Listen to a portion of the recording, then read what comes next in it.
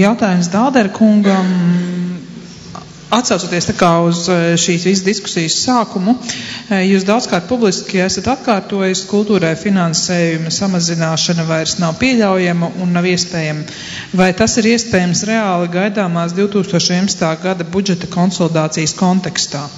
Es tiešām neteiktu to, ja es neteiktu to, ja tas man nebūtu šāda pārliecība, ka tas ir iespējams, tas ir reāli, neskatoties uz to, un es gribētu teikt, ka mēs redzam, ka šī brīža pamat budžeta jautājums ir faktiski valstī ir atrisināts, viņš faktiski ir proficīts šī brīdī, pamat budžets tiek ar savām problēmām garā, mēs redzam 270 miljonu šajā gadā ir sociālā budžeta deficīts, tad tas būs arī izšķirošais jautājums nākotnē. Jūs piekritīsiet vadīt kultūras ministriju pēc vēlēšanām, ja jums teiks, ka jūs viņu varat vadīt tikai ar samazinātu budžetu? Nē, es esmu piekritis tikai ar šādu nosacījumu arī kandidēt uz to, ka budžets netiek samazināts. Tā ir partijas pozīcija un tā arī mēs pie tā pieturēsimies.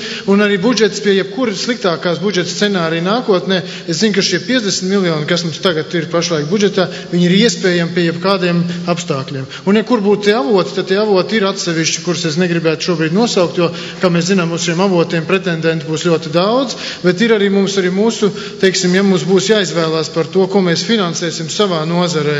Es lūdzu ieklausīties ļoti uzmanīgi, es neteikšu ļoti konkrēti. Ja mums būs jāizvēlās starp betonu un cilvēkiem, tad mēs pilnīgi noteikti finansēsim cilvēkus.